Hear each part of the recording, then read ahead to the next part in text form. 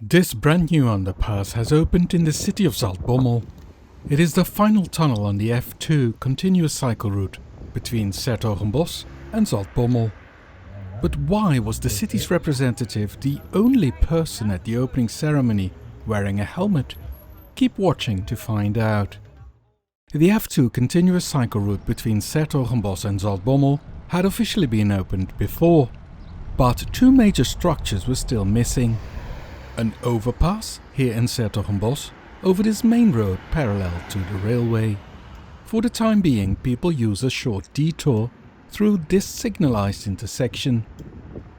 And this underpass beneath the provincial road N322, where there was also a detour through a signalised intersection.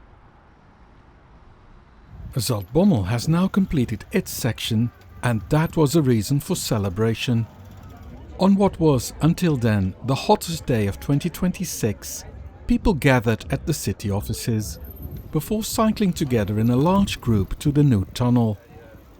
Everyone was cycling as they normally would, with one notable exception. The executive council member responsible for traffic in the city of Zaltbommel had something very distinctly pink on her head. The opening ceremony consisted simply of riding through the tunnel, not only by the officials but by everyone who had been invited, including me. At the other end, everyone received a warm round of applause.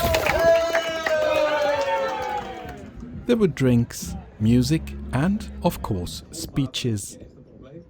The representative of the province gave the opening speech. The province had helped finance the underpass.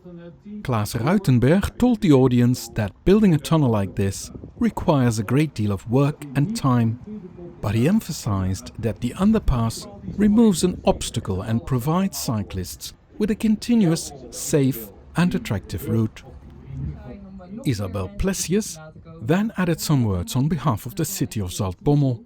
She said she was pleased that citizens of her city can now cycle past the traffic on the A2 if they choose to, and that the design of the underpass had taken into account that women need to feel safe here too. The tunnel was built in about a year and at a very good location, shortening the route by around 200 meters. It has all the features you would expect from a modern cycle underpass. You can see the other end before entering. It is well lit. The walls recess to create a greater sense of space, and the asphalt is smooth.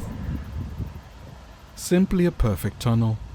At the northern end there is now a new crossing without traffic signals, but it has been specifically designed to remain easy and safe to cross. But what about that striking pink helmet? It even matched her outfit remarkably well. I was curious too, so I simply asked her about it. It turned out to be the first time she had ever worn a cycle helmet. She had bought it the day before the ceremony, because the province had told her to. The Province of Gelderland is currently running a campaign promoting cycle helmets, and this was an official ceremony in that province. Rather awkwardly, the representative of the province wasn't wearing one himself. Whether he was not asked, forgot, or chose not to wear one, I don't know. She later told me that being the only person wearing one made her rather uncomfortable. The F2 has become a genuine alternative to the always busy A2 motorway. Once the overpass in s-Hertogenbosch is also finished, the last missing link will finally be in place.